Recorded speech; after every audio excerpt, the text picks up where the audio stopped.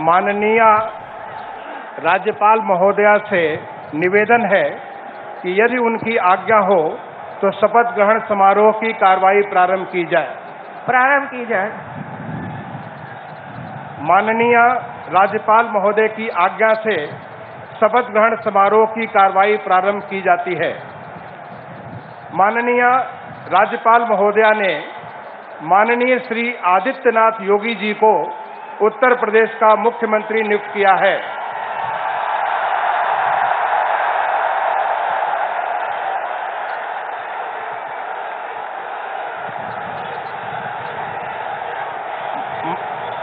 माननीय श्री आदित्यनाथ योगी जी से अनुरोध है कि कृपया शपथ ग्रहण करने का कष्ट करें।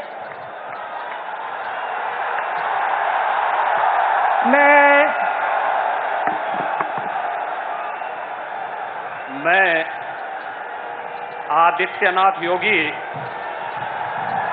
ईश्वर की शपथ लेता हूं कि मैं विधि द्वारा स्थापित भारत के संविधान के प्रति सच्ची श्रद्धा और निष्ठा रखूंगा।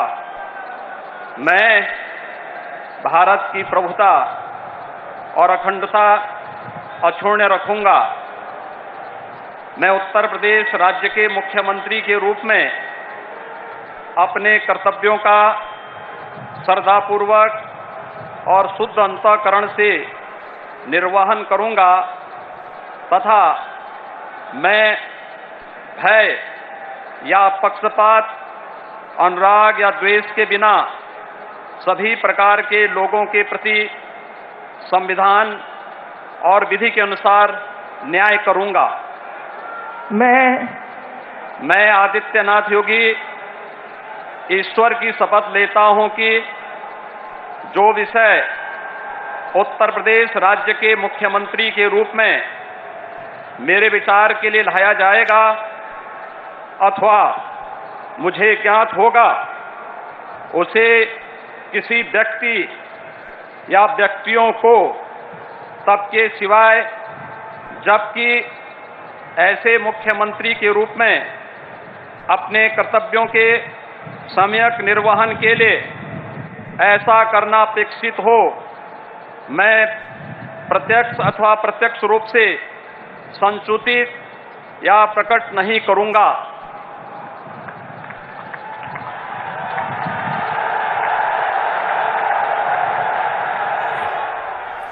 Yogi Adityanath there taking oath, Nija, as we are saying.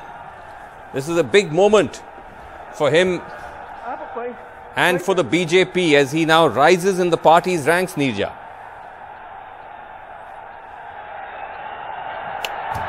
Yogi Adityanath there taking oath. Nija Chaudhary? Yes, and today is not only is it being seen as a semi-final to 2024 in the composition of the cabinet, it is also he is being viewed as a future prime ministerial candidate of the BJP in the post-Modi era. Yes. This huge, the huge ceremony. I don't remember 2012 also when Narendra Modi won chief ministership again and was catapulted into the prime ministerial post of the party in 2014. Yeah. This it seems much bigger than even I was there in 2012 in Gujarat. This seems even bigger than that. Right. Modi had taken a round of the stadium. So it's a power statement. It's a power sharing. Right. Let's listen in now as the others come forward. Keshav Prasad Maurya ईश्वर की शपथ लेता हूं कि मैं विधि द्वारा स्थापित भारत के संविधान के प्रति सच्ची श्रद्धा और निष्ठा रखूंगा। मैं भारत की प्रभुता और अखंडता अक्षुण्ण रखूंगा। मैं उत्तर प्रदेश राज्य के उप मुख्यमंत्री के रूप में अपने कर्तव्यों का श्रद्धापूर्वक और शुद्ध अंतःकरण से निर्वहन करूंगा तथा मैं भय या पक्षपात, अनुराग या देश के बिना सभी प्रकार के लोगों के प्रति संविधान और विधि के अनुसार न्याय करूंगा।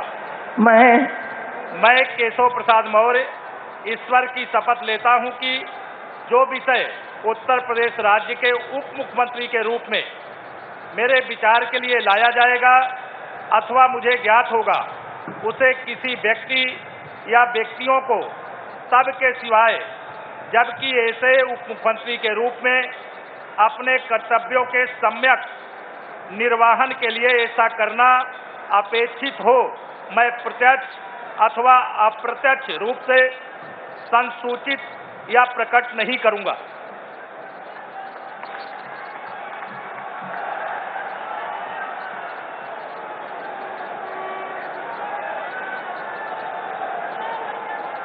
Prasad Maurya there taking oath as Deputy Chief Minister.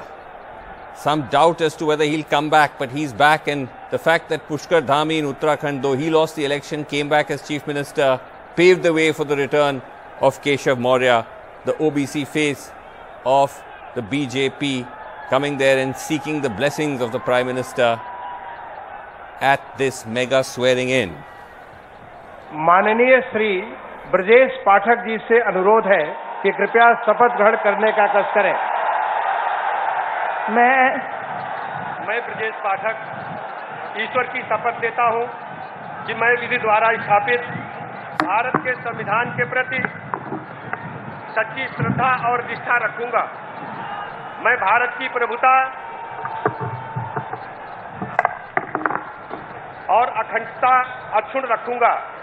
मैं उत्तर प्रदेश राज्य के उप मुख्यमंत्री के रूप में अपने कर्तव्यों का श्रद्धापूर्वक और शुद्ध अंतःकरण से निर्वहन करूंगा तथा मैं भय या पक्षपात, अनुराग या द्वेष के बिना सभी प्रकार के लोगों के प्रति संविधान और विधि के अनुसार न्याय करूंगा। मैं ब्रजेश पाठक ईश्वर की शपथ लेता हूं कि जो विषय उत्तर प्रदेश राज्य के उप मुख्यमंत्री के रूप में मेरे विचार के लिए लाया जाएगा अथवा मुझे ज्ञात होगा उसे किसी व्यक्ति या व्यक्तियों को तब के सिवाय जबकि ऐसे उप मुख्यमंत्री के रूप में अपने कर्तव्यों के सम्यक निर्वहन के लिए ऐसा करना अपेक्षित हो मैं प्रत्यक्ष अथवा अप्रत्यक्ष रूप से संसूचित या प्रकट नहीं करूंगा।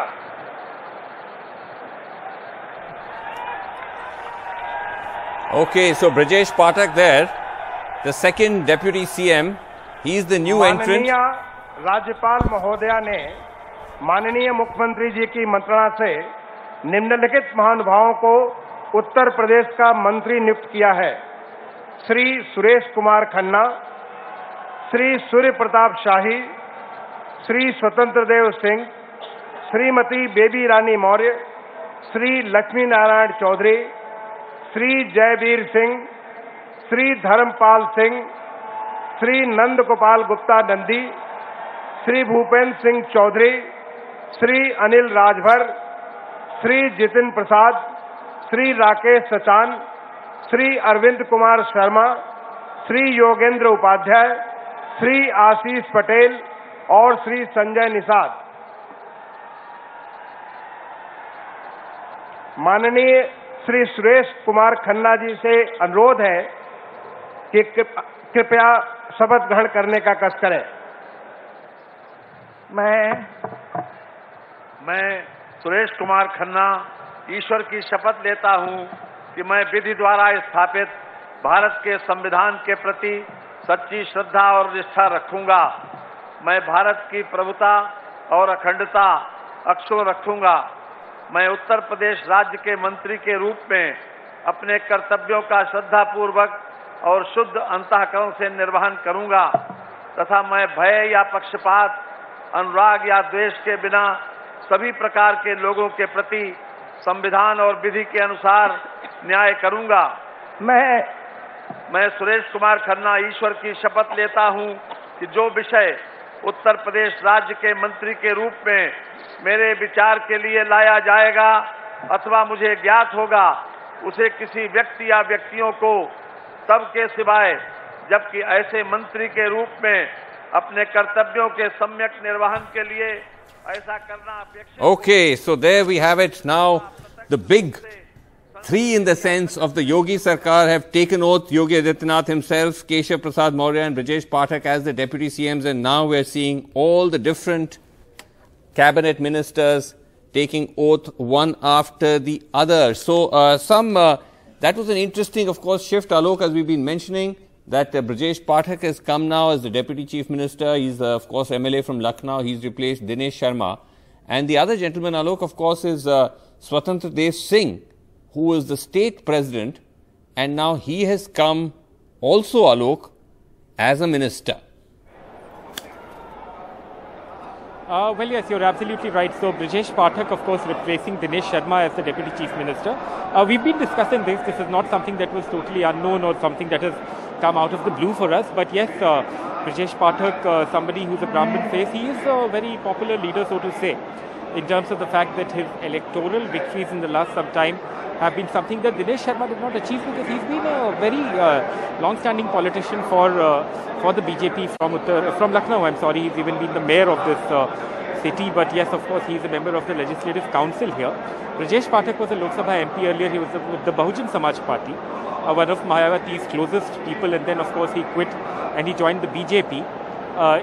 Before the 2017 elections. He won the 2017 elections, was made the law minister in the UP cabinet, and now of course this is a big markup for him, because he is now more or less the Brahmin face of the BJP with his number 2 or number 3 position or number 2 position in the Yogi Adityanath government. He's also been fighting elections from Lucknow. In fact, this time around he won from a seat in Lucknow. Even the last time around he won from a different seat. Swatantra Singh is taking oath.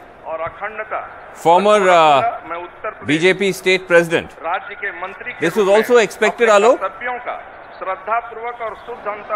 Well, yes, I think it was more or less expected. What some were speculating was whether Swatantra Singh would be made one of the deputy chief ministers. Remember, he is also an OBC face of the Samaj of the Bharatiya Janata Party. I'm sorry, because Keshav Maurya lost his election from Sirathu in Prayagraj, there were some suggestions that because Mr. Swatantra Singh was actually the person who was at the helm of affairs within the state BJP here as the state unit president, there could be a line of thought that would perhaps say that he should be made the deputy chief minister. But I'm sure he's going to get a big ministry, so to say, because he has been inducted into the government. But it does seem that some kind of a deal has been hammered out between Mr. Adityanath, the chief minister, and the Delhi leadership, because Keshav Maurya gets to be deputy chief minister despite his loss, but Swatantra Singh gets an entry into the cabinet. Right, and of course, Baby Rani Maurya now, Alok, stepping up is interesting, because she's a woman, of course, one of the only 5 women in this 52-member cabinet, but also Dalit face of the BJP. She's from the Jatav community of the Dalits, which is the same as Mayawati. So this is now the BJP also very much giving prominence to these communities. Exactly. And in fact, again with Baby Rani Maurya, there was the situation where everyone was saying that she'll be the deputy chief minister, or at least one of the deputy chief ministers. Again, that did not happen. In fact, we in the media have been going and trying to get sound bites from her for a long time. But each time she says, "Mujhe to kuch malum hi nahi hai, aap hi log bata rahe." But now she's become a minister for sure. She is a Jatav. She again is somebody with a lot of experience within the party organization. She was the mayor of Agra many years ago, and then of course she became the governor of Uttarakhand, and then she resigned and she came back into politics, so to say, contested the election from a seat in Agra and won. So clearly again the BJP signaling to the community, to the Jatav community within Uttar Pradesh, which again, as we know, at one point of time supported Mayawati and the Bahujan Samaj Party, but now clearly that seems to be shifting, and that is why Baby Rani Maurya also expected to get a big role in the cabinet. Okay. All right. So Baby Rani Maurya also now promise, is taking a prominent role. All right. Just Shant Prakash Jatav ji is with us. He's the BJP leader from UP. शांत प्रकाश जाटव जी, ये बताइए कि जैसे हम देख रहे हैं योगी 2.0 हमारे सामने ओथ टेकिंग अभी चल रहा है, तो इससे जो नीरजा चौधरी कह रही थी, क्या अब योगी जी एक तरह से बीजेपी के नंबर 3 जो टॉप 3 हैं वहां पहुंच गए हैं और एक पोस्ट मोदी सिचुएशन में ये एक प्रधानमंत्री पद के दावेदार बन गए हैं? देखिए, पहले तो मैं आपके इस चैनल के माध्यम से सभी जो नवनियुक्त और सॉरी मैं बस 1 मिनट आपको काट रहा हूँ, नीतीश कुमार भी वहां देखे। जी बोलिए जी सॉरी श्याम प्रकाश जी बताइए। सभी प्रकार के लोगों मैं आप इस चैनल के माध्यम से हमारे नवनियुक्त मुख्यमंत्री, डिप्टी सीएम और सभी मंत्रियों को बधाई देना चाहूंगा। पूरे देश के, प्रदेश की जनता को बधाई देना चाहूंगा कि एक खूबसूरत हमारा जो है सरकार वो हमारे बीच में काम करने के लिए आ रही है। अभी जिस तरीके से बात कही निरिजा जी ने, तो इनफैक्ट क्या है, उत्तर प्रदेश देश का सबसे बड़ा प्रदेश है और उसमें ये दोबारा रिपीट होना सरकार का, ये भी अपने आप में एक बहुत बड़ा अचीवमेंट है और पूर्ण बहुमत के साथ में जीतना, ये हर सूरत में भारतीय जनता पार्टी, योगी आदित्यनाथ जी के काम को लोगों ने सराहा और 5 साल में जातीय समीकरणों को नकार कर धार्मिक व्यवस्थाओं को नकार करके जनता ने काम को प्रमुखता दी और काम जीता। योगी आदित्यनाथ जी जो अधूरे काम रह गए हैं उनको पूरा करेंगे और बेहतर से बेहतर तरीके से उत्तर प्रदेश का उत्तम विकास हो पाएगा। और रही बात पीएम की बात की, उसके बारे में वो प्रधानमंत्री बनेंगे, जो बेहतर काम करेंगे वो प्रधानमंत्री भी बनेंगे। मोदी जी ने गुजरात को खूबसूरत बनाया और तमाम वर्ष उन्होंने वहां पर काम किया, उसके बाद देश ने उनको प्रधानमंत्री के रूप में स्वीकार किया। इसी तरीके से अन्य अन्य प्रदेशों में भी हम अच्छा काम हमारे मुख्यमंत्री कर रहे हैं और जो अच्छे काम कर रहे हैं तो जाहिर सी बात है कि उनका लाभ देश को भी मिलना चाहिए। उसमें हमारे योगी आदित्यनाथ जी और ये जो जिस तरीके से बड़ा योगदान है और क्यों नहीं उनको। और शांत प्रकाश जी जिस तरह से ये पूरा कार्यक्रम ऑर्गेनाइज किया, जैसे देख रहे हैं ना, बाहरी एकदम विशाल सभा है, जनसभा ऑलमोस्ट रैली की तरह, ये भी क्या इसका एक पॉलिटिकल वो महत्व बताइए कि एक सिग्नल दिया जा रहा है ये 2024 का जो चुनाव है उसको नजर रखते हुए।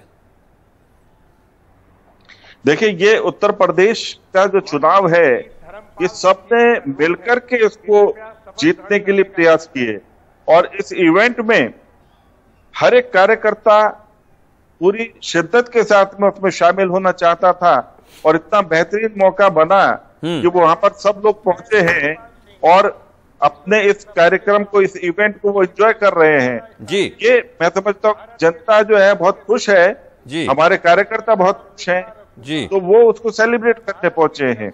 सेलिब्रेट करने के लिए तो स्वाभाविक बात है, हाँ स्वाभाविक बात है जी। ये इसको हर चीज से जोड़ा जा सकता है। आने वाला कल हमारा है, आज हमारा है और हम बेहतर से बेहतर जो है राष्ट्र का निर्माण करने के लिए मजबूत होकर के हर जगह पर साथ हैं हमारे अच्छे और बढ़िया नेताओं के साथ ji. And Sanjay Jha is also with us of the Congress party, ex of the Congress party. Sanjay Jha, as you look at this yet another, big, first the BJP big win, then another mega event, does this seem more and more like the BJP is in pole position now for the next bunch of elections coming in road to 2024? Vasu, there's no denying that at this point of time, the BJP is definitely the front runner. And, everything indicates that they're not likely to release their foot off the accelerator.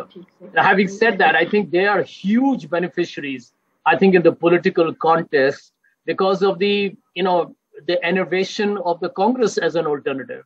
And that is something that we need to confront right at the outset.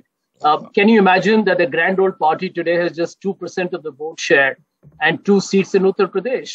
And the fact remains that the Congress has had single-digit vote share since 1996. So for the Congress to be struggling for literally 26 years, I mean, it definitely shows to you the organizational leadership has atrophied completely. And the party is paying a huge price. So I'll agree with you that the BJP looks ahead at the moment for the Gujarat and even the Himachal elections. Right. It is India. Things can turn. We never know. things might again, there are events that can change the course of the political trajectory. Who knows, the Congress might actually wake up. You never know. I mean, miracles have happened before. Right. But if that doesn't happen, I think it's definitely advantage BJP without a doubt. Okay. Also joining us is Abhishek Sudhir, Samajwadi Party supporter. He's in fact at the stadium location. Abhishek Sudhir, what do you make of this mega event, and do you feel that, I mean, look at the crowd, look at the turnout, look at the way the BJP has positioned this, almost like a victory rally for the 2024 elections. Right. Well, Vasu, what I would say is the stadium was built by Akhilesh Yadav. Everything around this stadium, like the Phoenix Palacio Mall, HCL, the police headquarters, were built by Akhilesh Yadav. So this aura of invincibility that the BJP is trying to project is actually, well, it's not something that someone who's anti-BJP should be put off by. What I would say is, you just take the case of Brajesh Pathak, who's taken oath as Deputy CM. Brajesh Pathak was my MLA, sitting MLA of Lucknow Central. He shifted from Lucknow Central to Kant because he knew he would lose, and Lucknow Central went to the Samajwadi Party, Ravidas Mehrotra. So Brajesh Pathak, there was a lot of anger against him in Lucknow Kant because of the Brahmin and the caste equations. He managed to pull through, and he's the Deputy CM. So it's, we have 36% vote share, they had 43%. It's a very tight fight. It's a very tight fight. And 2024 is not a write-off just yet. Not a write-off just yet. Of course, with interestingly Akhilesh choosing to not stay in Parliament, resigned, has decided to come and be the leader of opposition. So that's quite an interesting move. And now we're just seeing now. Can I just get 30 seconds on that? Yes. Yeah, I just wanted to say that tomorrow you're going to have the sitting of the legislature party of the Samajwadi Party. Mr. Akhilesh Yadav is expected to be elected the leader of that party, the legislature party. He will become the leader of the opposition. Today is the calm before the storm. Let them enjoy their victory today. Tomorrow, it's day one of the next 5 years. We're going to fight the BJP tooth and nail in Lucknow. Fight the BJP tooth and nail. Okay, let's just get a quick comment from Sharat Pradhan. Sharat Pradhan, so far we've seen about a dozen ministers taking oath, apart from the big three, of course. A lot of these other ministers, Lakshmi Narayan Chaudhary, Jaiveer Singh, Dharmpal Singh, Nand Gopal Gupta, Nandi, Bhupendra Singh Chaudhary, give us a sense of because these are all senior leaders of their importance in the BJP in Yogi 2.0. Well, it remains to be seen what kind of importance they're going to get, considering depending on the portfolios that they are awarded, and especially the new faces that have come in, including somebody like Swatantra Dev Singh, who, having been the party president of the state, certainly expects and deserves a prominent position. In fact, he was slated to be one of the deputy CMs, and there was so much talk that there would be 3 deputy CMs, because Baby Rani Maurya, having been governor of a state, was not expected to be just dismissed as a cabinet minister. She certainly deserved something beyond that. Anyway, that apart, now these other ministers that have come in, the 16 cabinet ministers, if my count is correct, 16. Yeah, totally there are, well, yes, that's right, there are 16. In fact, Anil Rajbhar, one of them who's taking oath is, as we know, the Rajbhar face of the BJP. He's from Eastern UP, and when O.P. Rajbhar left the alliance, the NDA alliance, Anil Rajbhar, in a sense, was positioned as the face. O.P. Rajbhar's son fought against him, lost, and Anil Rajbhar there taking oath. And now stepping up is Jitin Prasada. Let's listen in to this new entrant who's come in from the Congress and is now a minister in Yogi 2.0. कि मैं विधि द्वारा स्थापित भारत के संविधान के प्रति सच्ची श्रद्धा और निष्ठा रखूंगा। मैं भारत की प्रभुता, अखंडता अक्षुण्ण रखूंगा। मैं उत्तर प्रदेश राज्य के मंत्री के रूप में अपने कर्तव्यों का श्रद्धापूर्वक और शुद्ध अंतःकरण से निर्वाह करूंगा तथा मैं भय या पक्षपात, अनुराग या द्वेष के बिना सभी प्रकार के लोगों के प्रति संविधान और विधि के अनुसार न्याय करूंगा। मैं जितिन प्रसाद ईश्वर की शपथ लेता हूं कि जो विषय उत्तर प्रदेश राज्य के मंत्री के रूप में मेरे विचार के लिए लाया जाएगा अथवा मुझे ज्ञात होगा, उसे किसी व्यक्ति या व्यक्तियों को तब तक के सिवाय जब तक ऐसे मंत्री के रूप में अपने कर्तव्यों के सम्यक निर्वाह के लिए ऐसा करना उपेक्षित हो, मैं प्रत्यक्ष अथवा अप्रत्यक्ष रूप से संसूचित या प्रकट नहीं करूंगा।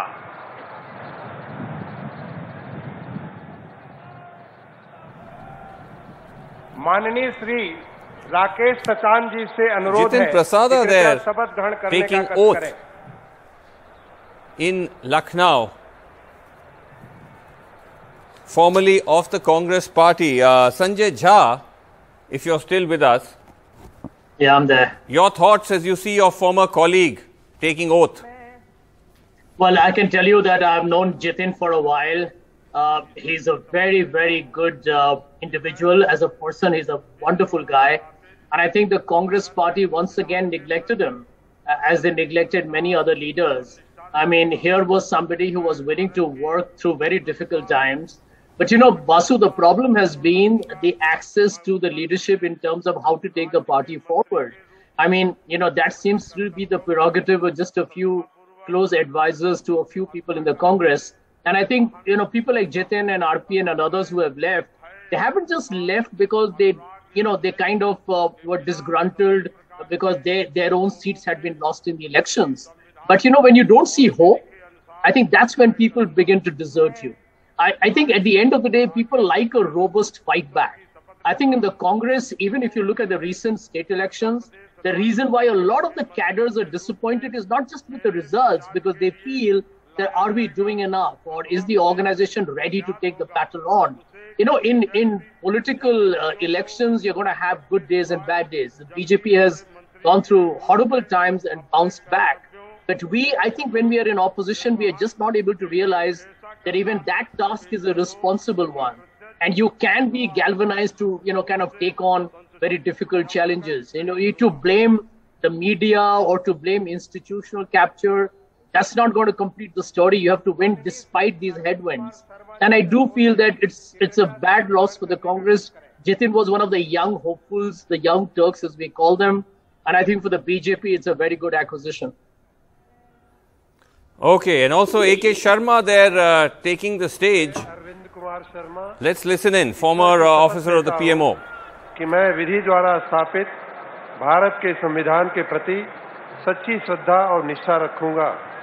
मैं भारत की प्रभुता और अखंडता अक्षुण्ण रखूंगा। मैं उत्तर प्रदेश राज्य के मंत्री के रूप में अपने कर्तव्यों का श्रद्धापूर्वक और शुद्ध अंतःकरण से निर्वहन करूंगा तथा मैं भय या पक्षपात, अनुराग या द्वेष के बिना सभी प्रकार के लोगों के प्रति संविधान और विधि के अनुसार न्याय करूंगा। मैं अरविंद कुमार शर्मा ईश्वर की शपथ लेता हूं कि जो विषय उत्तर प्रदेश राज्य के मंत्री के रूप में मेरे विचार के लिए लाया जाएगा अथवा मुझे ज्ञात होगा, उसे किसी व्यक्ति या व्यक्तियों को तब के सिवाय जबकि ऐसे मंत्री के रूप में अपने कर्तव्यों के सम्यक निर्वहन के लिए ऐसा करना अपेक्षित हो, मैं प्रत्यक्ष अथवा अप्रत्यक्ष रूप से संसूचित या प्रकट नहीं करूंगा। Okay, A.K. Sharma there. Nirja Chaudhary, this was interesting. A.K. Sharma, if you remember, he was sent to UP, to Lucknow, and there was a kind of sense that he was going to become a bit of a bugbear for Yogi Adityanath, and subsequently he kind of dropped out of sight, was made a member of the Legislative Council, and this time around has landed a berth in the Yogi Sarkar.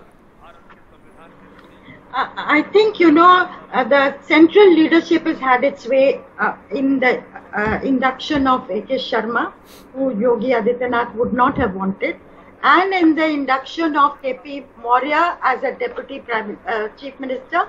He's being retained. Those are very significant developments, because suppose, you know, hypothetically, suppose the BJP had just managed to scrape through. In that scenario, it was a possibility that K.P. Maurya might have become Chief Minister of Uttar Pradesh, because, you know, the EBCs, the extremely backward caste, is a community that the Prime Minister wants to promote. And that's the reason, one of the reasons why K.P. Maurya has been brought in again. And this has the backing of the Prime Minister. If you notice the body language, when K.P. Maurya went and touched the Prime Minister's feet, he didn't do that with Yogi Adityanath, the Chief Minister.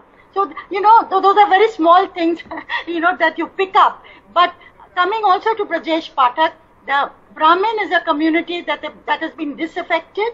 They voted with the BJP, but there is an attempt now to win them back. And Brajesh Pathak has had a meteoric rise. If I remember, he used to be the lieutenant of Satish Chandra Mishra in the BSP, and he learned then to do the bidding of the leader, Mayawati. But he's done well as minister in Yogi's cabinet number 1. And now to be, elevated to this position shows he has Yogi Adityanath's confidence. So those are very interesting appointments. But overall, the Bharatiya Janata Party of the upper caste, look at the way it is now reaching out to the subaltern classes across the board. It's a new BJP. It's a Yogi too, but it's also new BJP that you're seeing in evidence. That's right. In fact, the next minister on the list is Sanjay Nishad, and as we just saw there earlier, Anil Rajbhar, Sanjay Nishad. So these are all what are called the lower OBCs, the smaller OBCs, who are increasingly becoming part of the BJP's caste arithmetic. And it's not a new thing. This was happening now for several years, happened last time as well. There's Sanjay Nishad who's coming up. But it is something which is becoming more pronounced. In fact, we did an analysis and we found that the BJP has actually reduced the number of upper caste candidates compared to last time and increased the number of non-Yadav OBC candidates.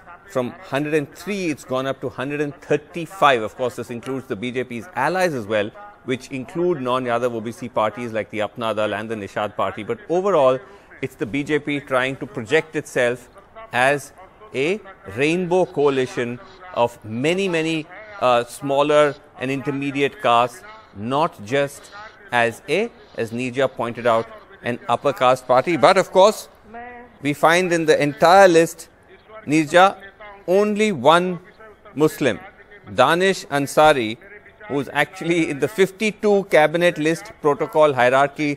He's at number 51. So just one Muslim.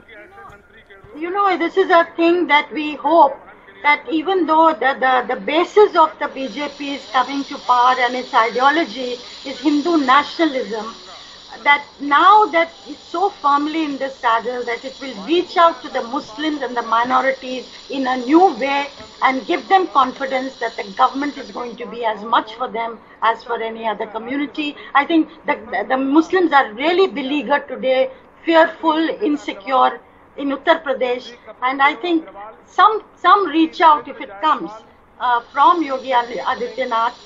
It will be a different way, a statesman like way of handling things.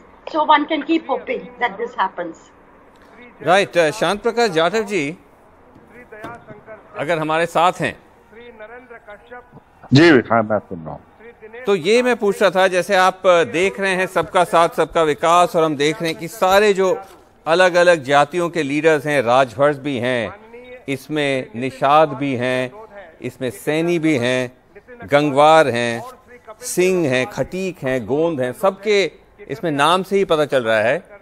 लेकिन एक पूरे 52 cabinet में सिर्फ only one मुस्लिम, हालांकि वो almost 20% है population के. देखिए, मुसलमान भी है ना, ये अपने आप में एक सबसे बड़ी बात है कि इसमें सबको साथ रखा गया है, हर एक जाति. अब उत्तर प्रदेश, मैंने बताया कि इतनी बड़ी आबादी का प्रदेश है, तो इसमें तमाम जातियां हैं और तमाम धर्म के लोग हैं, तो उसमें सबका रिप्रेजेंटेशन है.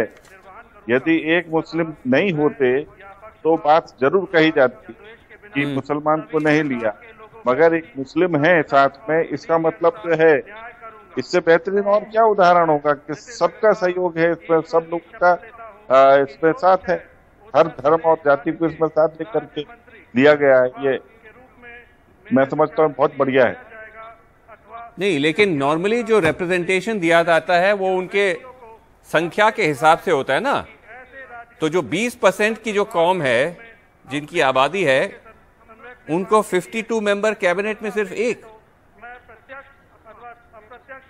नहीं, ये कितनी जातियां हैं, 3600 से ज्यादा जातियां हैं, सबको रखना है.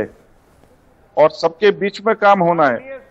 तो ये बाध्यता नहीं है कि अमुक जाति, हमें उत्तर प्रदेश के नागरिकों को उसमें रखना है। इसमें कहीं भी ऐसी बाध्यता या कानून में प्रावधान नहीं है कि अमुक इतनी जाति या धर्म के लोगों को इसमें लिया जाएगा। सभी लोग उत्तर प्रदेश के बाशिंदे हैं और सबका उसमें जो है सबका रिप्रेजेंटेशन है। ये एक कैबिनेट का बहुत खूबसूरती है। Do you feel that Sharad Pradhan is with us? Sharad Pradhan, do you feel that this round of the BJP, the Yogi Sarkar, will be a little more inclusive, will have a less strident approach when it comes to minorities? I don't see that happening because, you know, their whole politics and their rise in politics has largely been on account of the divide that they've managed to create all through. Even in this case, yes, they are trying a little bit what has been demonstrated by bringing in, by changing the Muslim minister which they had earlier. He happened to be from the Shia community, which in any case was believed to have been marginally voting for the BJP from Atal Bihari Vajpayee's time. But the Shia community happens to be a minority within the minority. It's barely 5 to 8% of the Muslim population. This time, Ansaris are Shia Sunnis, and this means that they are sending, this is the kind of symbolism and messaging that they are trying to send to the larger chunk of the Muslims that look here, we are concerned about you. Otherwise, it was always believed that every time BJP includes any Muslim, it used to be necessarily a Shia. So this is a change which may indicate that they are trying to be more inclusive, but I doubt the kind of politics that has always been played by Yogi Adityanath in particular speaks volumes of the divide, hatred, and by very subtle or direct means. So I wonder if they would actually, that would change. Okay. Well, also we're seeing one of the few women ministers who's actually taking oath at the moment, Srimati Gulab Devi. Again, as we mentioned, just 5 women in a cabinet of 52. So that's just less than 10%. Same as last time. Last time was 5 out of 47. This time it's 5 out of 52. So that is something which is worrying across the board, actually. The not very good representation of women. But let's just go back to Abhishek Sudhir, Samajwadi Party supporter who's at the stadium. Abhishek Sudhir, what do you see as the big challenges now before the BJP government? Because remember, last time there were no shortage of challenges. There was price rise, there was stray cattle, there was inflation, jobs. None of it really seemed to matter. The BJP came back with a big victory.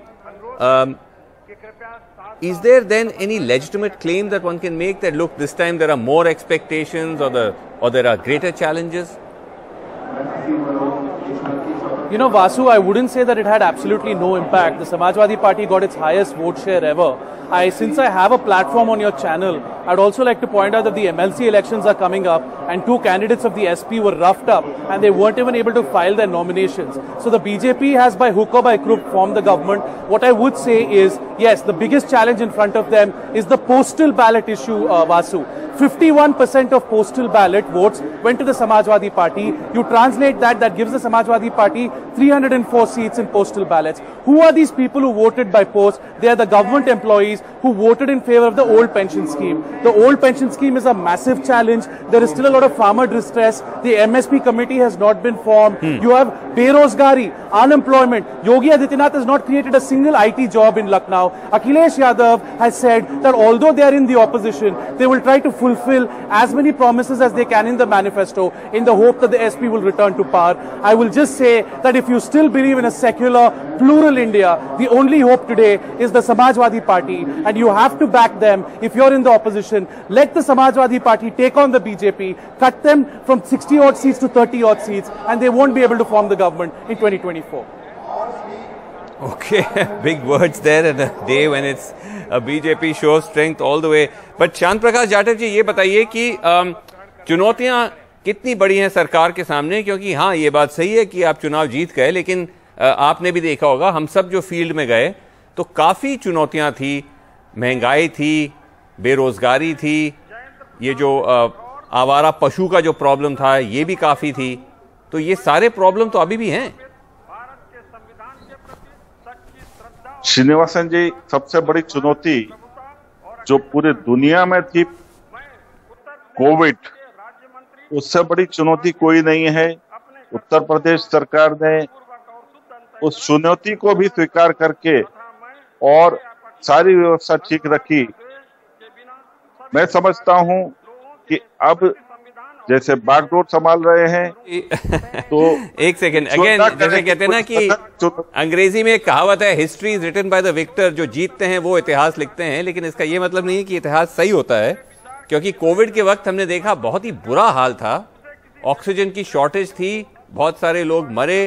Allahabad high court ने UP के सरकार को फटकारा और कहा कि ये genocide जो हो रहा है, ऑक्सीजन शॉर्टेज, ये जेनोसाइड की तरह है। देखिए, बिल्कुल आप ठीक कह रहे हैं, ये समस्या पूरी दुनिया में थी और वही स्थिति लोगों को तो दफन करने के लिए गड्ढे खोद करके क्रेनों से गाड़ते हुए हम देख रहे हैं। तो ये समस्या पूरे विश्व में है, मगर उत्तर प्रदेश में उस समस्या को बहुत ही खूबसूरती के साथ योगी जी ने उस पर विजय हासिल की और आने वाले समय में ऐसी कोई समस्या ना हो, हम ईश्वर से दुआ करते हैं। उत्तर प्रदेश जहां 7वें नंबर पे था आर्थिक स्थिति में, आज वो दूसरे नंबर पे है और मुझे लगता है कि आने वाले समय में हम उत्तर प्रदेश को उत्तम प्रदेश और सबसे पहले नंबर पर इस उत्तर प्रदेश को देखेंगे। बहुत बढ़िया काम हो रहे हैं और पूरी शिद्दत के साथ जिस तरीके से जनता ने हम लोगों को दोबारा चुन करके भेजा है, हम बेहतर से बेहतर सरकार उनका जनता को देंगे और बेहतर से बेहतर लॉ एंड ऑर्डर और यहाँ की सुविधाएं जो है उन लोगों तक पहुंचे उसका प्रयास करेंगे। और जिस तरीके से दूसरे राज्यों में हम लोग लगातार अपनी सरकार बना रहे हैं, उत्तर प्रदेश में भी हम लगातार अच्छे कामों के आधार पर बेहतरीन से बेहतरीन सरकार और बहुत लंबे समय तक चलाएंगे। और जो अभिषेक सुधीर कह रहे हैं कि अब इस बार क्योंकि अखिलेश भी अपना लोकसभा जो उनका सीट है उसको रिजाइन करके अब वो उतर रहे हैं यहाँ पर उत्तर प्रदेश विधानसभा के एक तरह से दंगल में, तो क्या आप बीजेपी नर्वस है? नहीं, देखिए, विपक्ष को मजबूत होना चाहिए और अखिलेश जी जिस तरीके से चुनाव जीत करके और लोकसभा उन्होंने त्याग पत्र दिया है, बिल्कुल वो ठीक किया है और मैं समझता हूं कि वो एक अच्छे विपक्ष के रूप में बैठे हैं। वहां पर विपक्ष का कार्य करें, वहां पर विद्रोह ना करें, वहां पर जो अच्छे सुझाव हैं वो दें ताकि प्रदेश को एक खूबसूरत विकास का मार्ग मिले, मार्ग प्रशस्त हो, लोगों को लाभ मिले, उपद्रव नहीं। यहाँ पर बेहतरीन कार्य करने की आवश्यकता है। अच्छे विपक्ष के रूप में अखिलेश यादव जी रहें और अच्छे कामों में सहयोग करें, उनका स्वागत है। Right. Abhishek Sudhir, how do you respond to that? Well, I mean, that's very, very magnanimous of Mr. Jatav ji to say, and I welcome that. I think, yes, you need a strong opposition, and that's exactly what Mr. Akhilesh Yadav intends to be. Vasu, I also want to say that Behenji is no longer a force in UP politics, so there is a big Jatav vote of hers that's up for grabs. In the coming days, weeks and months, you will also see an increase in the bonhomie between the Samajwadis and the Ambedkarwadis. The Ambedkar Vahini has been constituted by Mr. Akhilesh Yadav. There is a big chunk of the pie now that is up for grabs. The Congress is irrelevant. The BSP is irrelevant. It's totally a bipolar fight, and you will see this play out, and you will see Mr. Akhilesh Yadav as the general of the Samajwadi Party lead that fight. Right, because you can already see the Jatav representation just in this particular swearing in. You've already seen Baby Rani Maurya. She's, was sworn in number 6 after Yogi Adityanath. So they're clearly giving her a big kind of role in this government. You also have with us Asim Arun, who was sworn in a short while ago, Minister of State, independent charge. He is the former IPS member from Kannauj. who's again, I believe, from the Dalit community, Jatav community, if I'm not mistaken.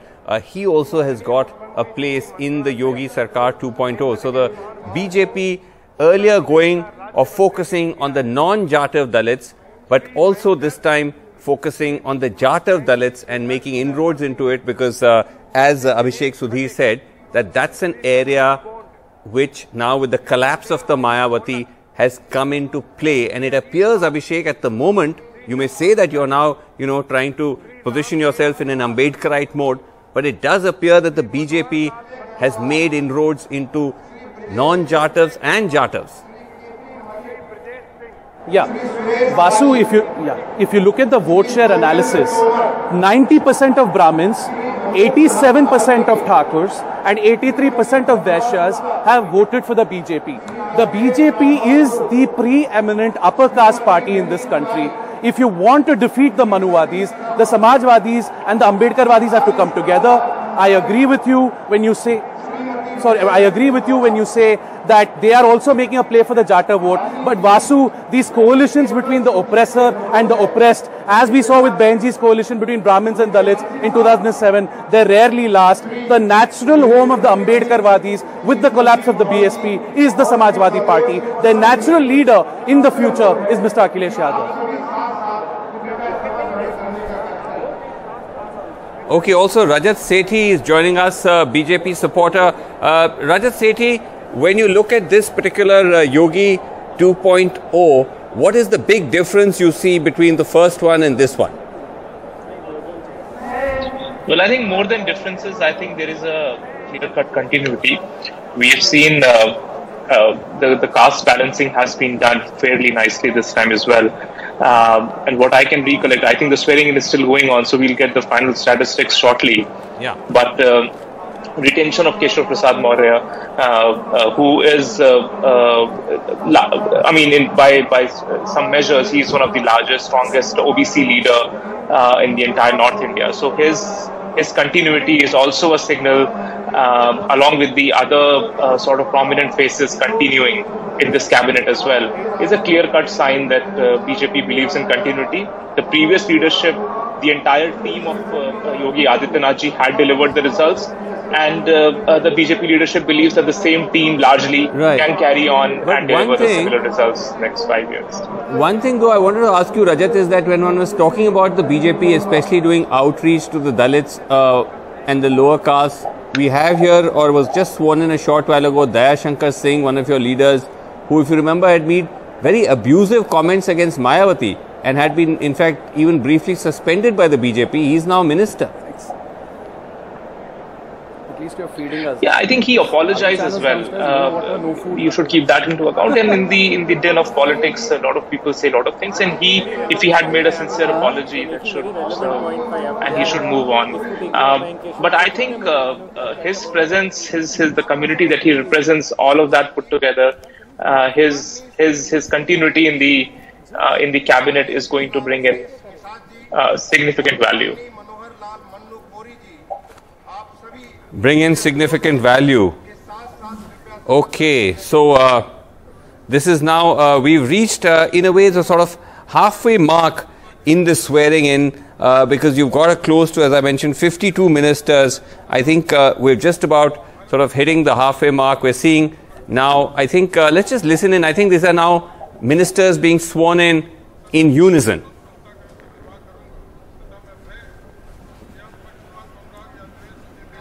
सभी प्रकार के लोगों के प्रति संविधान और विधि के अनुसार न्याय करूंगा। मैं अजीतपाल ईश्वर की शपथ लेता हूं, जो इसे उत्तर प्रदेश राज्य के राज्यमंत्री के रूप में मेरे विचार के लिए लाया जाएगा अथवा मुझे ज्ञात होगा, उसे किसी व्यक्ति या व्यक्तियों को तब के सिवाय जबकि ऐसे राज्यमंत्री के रूप में अपने कर्तव्यों के सम्यक निर्वाह के लिए ऐसा करना अपेक्षित हो, मैं प्रत्यक्ष अथवा अप्रत्यक्ष रूप से संशोधित या प्रकट नहीं करूंगा।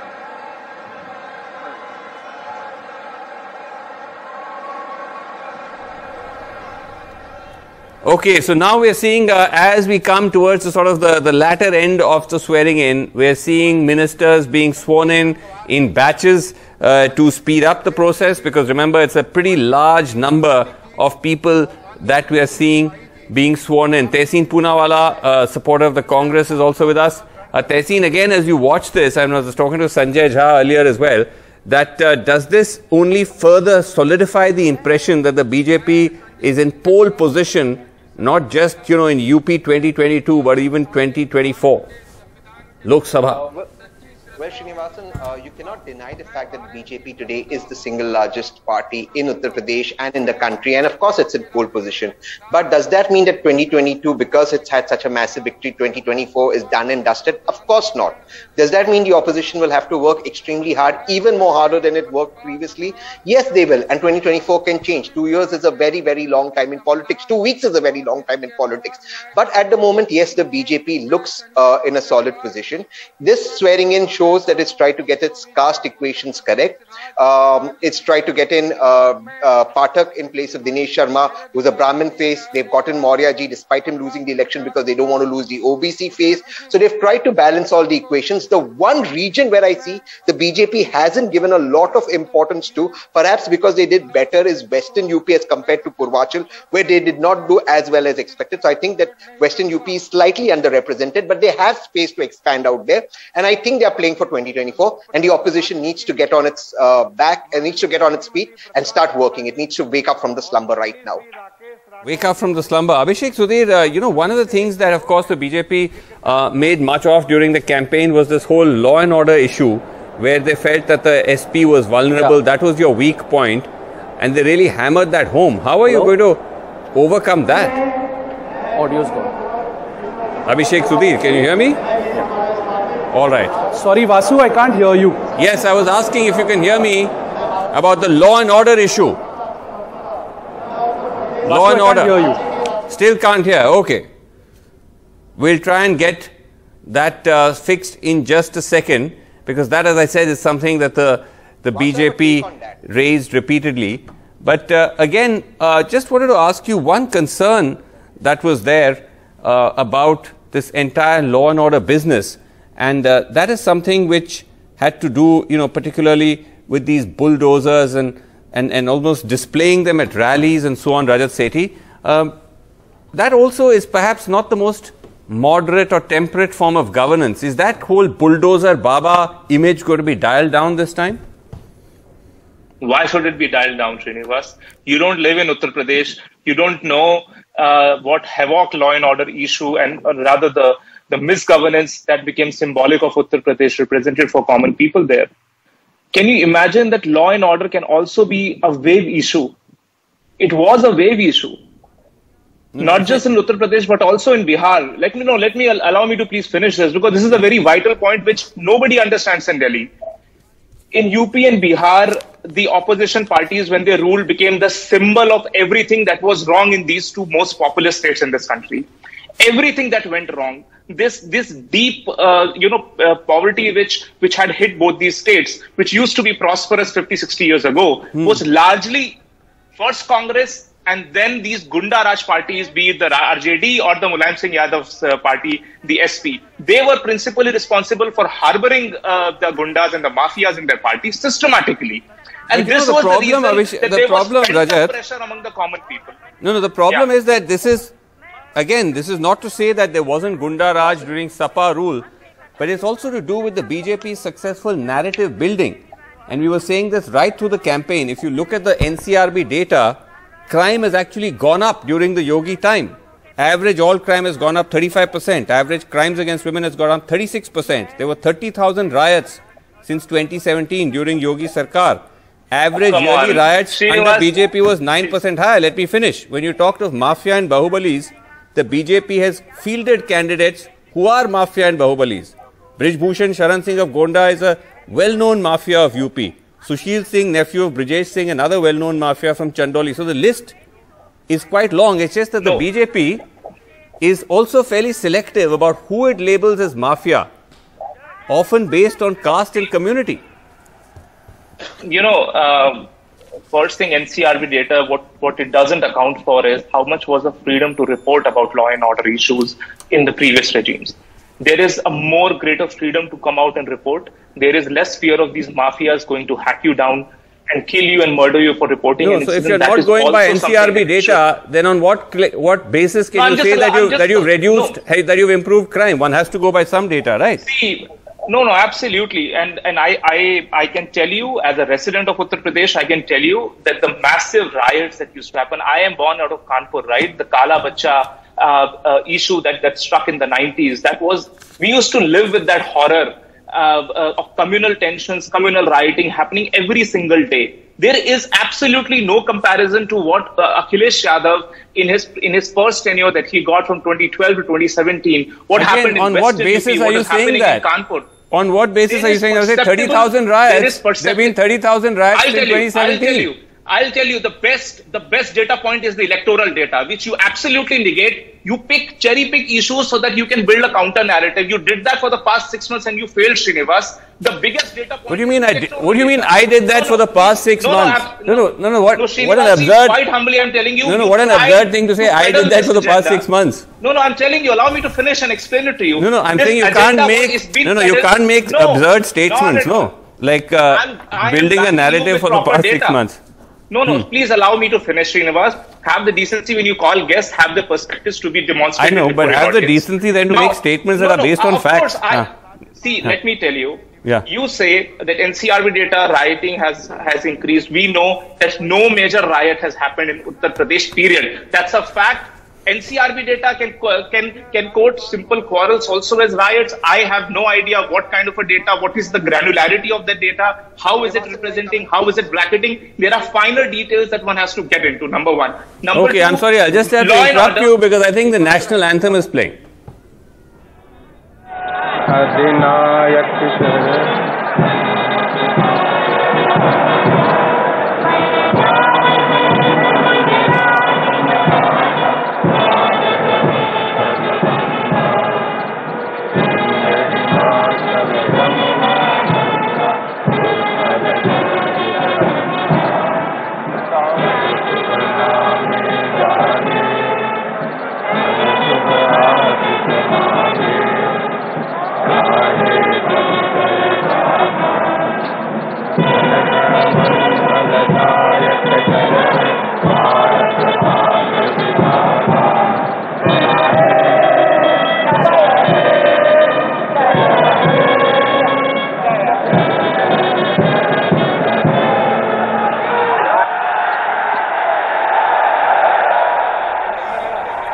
Okay, so that was the national anthem, and that brings to an end the mega swearing in at Lucknow at the Atal Bihari Vajpayee Stadium as the Prime Minister there goes on to greet the VIPs who've come, phalanx of chief ministers from across the country of the BJP, and of course Nitish Kumar also there, Basavaraj Bommai we can see there from Karnataka, we can see Pramod Sawant from Goa, Himanta Biswa from Assam, Pushkar Singh Dhami from Uttarakhand, and a whole row of BJP chief ministers. Show of strength of the party in UP as they set the stage for the 2024 elections. And the man, of course, at the center of it is very much Yogi Adityanath, who's made history by returning, first CM in 37 years to return after completing a full term. And now, as they pose there for photographs,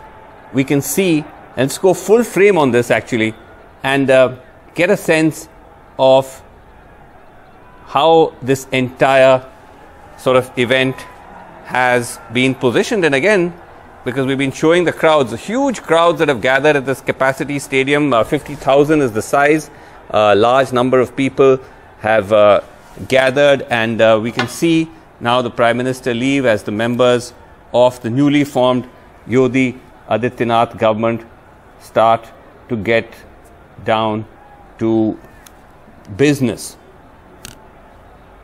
So Ravidas Mehrotra is also with us. He is a SP MLA, former cabinet minister, UP government, is with us.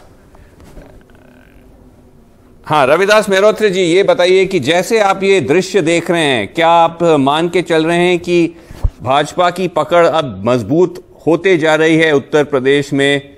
2022 का तो खेल खत्म हो गया और 2024 का भी जैसे भाजपा कह रही है कि ऐसे ही सफाया होगा। इसकी बात नहीं है। जो ये चुनाव विधानसभा के हुए हैं, इसमें भारतीय जनता पार्टी ने बेईमानी धांधली करके लोकतंत्र की हत्या करके चुनाव जीता है। तमाम जगहों के ऊपर जो है वो मतपत्र बाहर मिले। मेरे ही विधानसभा क्षेत्र में जहां मतगणना होनी थी, जहां मशीन रखी हुई थी, उस मशीन के स्ट्रांग रूम के बाहर लखनऊ सेंट्रल के आरओ वहां पहुंच गए। हम लोगों को मालूम हुआ, हम लोगों ने नारेबाजी करी, तब वहां के आरओ सेंट्रल वहां से बाहर निकले और उस गाड़ी में हथौड़ा, छेनी, आरी, पेचकस, लारी सामान सब मौजूद था, ताले, चाबी, सील। ऐसे ही पूरे प्रदेश के अंदर बेईमानी करके चुनाव जीतने का ये काम हुआ है। जनता ने सत्ता परिवर्तन के लिए वोट दिया था। भारतीय जनता पार्टी ने जनता के वोट को लूटने का काम किया है। और रविदास जी जो कहा गया कि लॉ एंड ऑर्डर मतलब बिल्कुल जो सपा के टाइम फेल हो गया था, ये एक बहुत बड़ा मुद्दा था बीजेपी के दोबारा आने में। लॉ एंड ऑर्डर की जहां तक बात आप कर रहे हैं, भारतीय जनता पार्टी के केंद्रीय गृह राज्य मंत्री का बेटा अपनी गाड़ी से 5 लोगों को करके उसने हत्या करने का काम किया। तो बताइए अपराध कहां पर हो रहा था? जी हेलो, हाँ जी, आप कह रहे हैं अपराध कहां पर हो रहा था। Anyway, we also have with us doctor Atar Kazmi, senior UP journalist. Atar Kazmi Saab, if you can hear me, what do you make now when you saw this huge swearing in and you see this new Yogi 2.0? What is the change you see from Yogi 1? Atar Kazmi. Yes, go ahead, Mr. Atar Kazmi. Okay.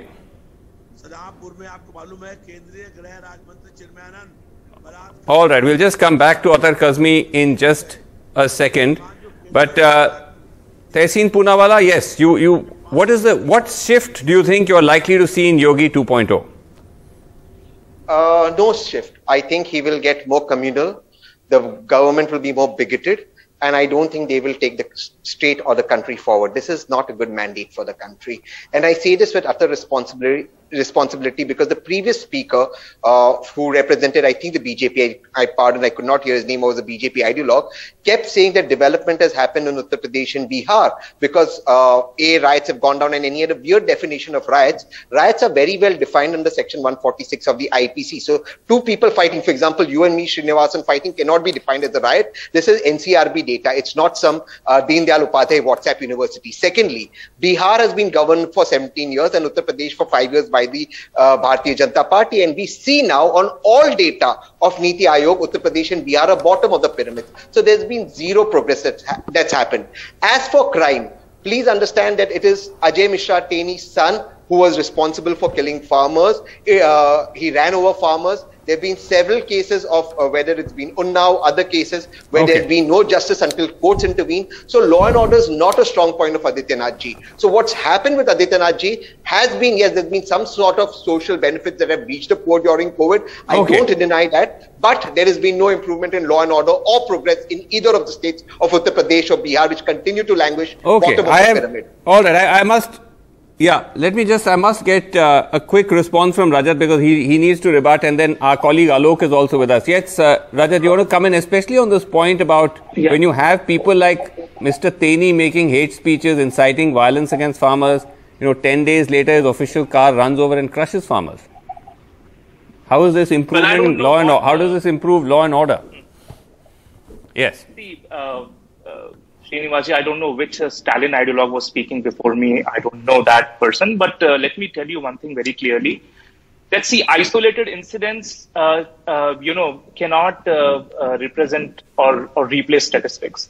You need to go look at the broader picture, where things are headed. Had it been any other state... This is not an isolated incident, Rajat. This is a junior minister of state for home.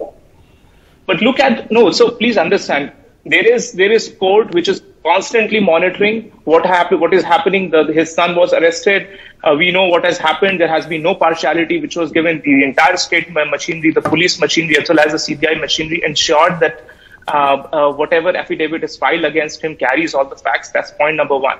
But also remember, what is the consensus in Lakhimpur? Every single seat of that district went to the BJP, clearly understanding that this, this larger narrative which was built out of an unfortunate incident did not carry any sort of merit on the ground. It is the people saw it through, that there is this manufacturing, there is an industry which is trying to manufacture division, trying to manufacture angst and anger against the state. And this is a very old habit. No, I'm saying yeah, absolutely. I'm using words very responsibly. People died. I mean, what is the... No, people died. Therefore, I'm saying the incident, I said it's an unfortunate incident. It ran over. There is great amount of detail filed in terms of the charge sheet which has been filed. Okay. All the details are being carried. But understand that this post that incident, the kind of narrative building exercise against the state to pit the public against the state was seen through by the public. They understood that there is bigger conspiracy which was going on, and they've answered by the ballot. Okay, answered by the ballot. Okay, let me go across. Right, let me go across now to Alok Pandey, who's with us. Alok, as we wrap up this special coverage of this entire event, tell us what's the sense you get now? We saw this huge, 52-member Yogi Sarkar being sworn in. What big shift do you see from Yogi 1, and how difficult or challenging has your own job become now as you report it? Or easier? Well, I think nothing comes easy, I guess, in a state like Uttar Pradesh. But I guess there's some very interesting faces in the mix now. Particularly, say, somebody like an AK Sharma, somebody who came in 2 years ago, and at that moment there was a lot of speculation that ye Pradhan Mantri ji ke aadmi hai, in that sense, as you say it. And the fact that he would perhaps have become minister then, but then we heard that Yogi doesn't really like him, so to say. Those were वो चर्चा थी राजनीतिक गलियारों में, if you can say that, the gossip in the political circles. But now he's become a minister, and I think a cabinet minister, or at least a minister of state with independent charge. I couldn't really make that out. We are at a distance, but he has become a minister for sure, so that's interesting. The choices of the deputy chief ministers are interesting too. Keshav Maurya, of course, despite the fact that he lost the election, he's still there. So in that sense, there is continuity. But what departments does he get? He was the PWD minister in the last cabinet. Will that be the case? Will that not be the case? There are some political heavyweights who have come in, people who we may not have heard of in the same breath as, say, a Keshav Maurya or a Dinesh Sharma or a Yogi Adityanath, but they are very, very strong leaders with the BJP. For instance, Baby Rani Maurya. She's somebody who's been with the BJP for decades. She was a mayor in Agra. In fact, like I said earlier, she was even the governor of Uttarakhand, and now, of course, she's an MLA from Agra, from Western UP's Agra. She's come in. So it's a cabinet with a lot of heavyweights. Also some omissions like Dinesh Sharma, of course. Suresh Rana, the sugarcane minister who lost his election, so he's not there. So some omissions, some heavyweights coming in, and I think it'll be interesting to see how this government now gets down to the actual work of governing the state and sorting out its issues. So that will be interesting to see. And I'm sorry, I've lost the audio connection, so a follow-up question will not be possible. All right, well, no issues there. As you put it, this is going to be now, I'll have to get down to brass tacks of actual governance. And most likely now, they'll probably like to just keep, just steer the ship and keep it steady ahead of the 2024 polls. No major upsets or no major controversies, and hope to sort of build on this momentum. And of course, particularly all eyes on those two leaders on the screen, the double engine of Yogi Modi that helped propel the BJP to this big win, and they will remain pivotal to the politics of UP and to the national picture. We'll take a short break and come back with much more.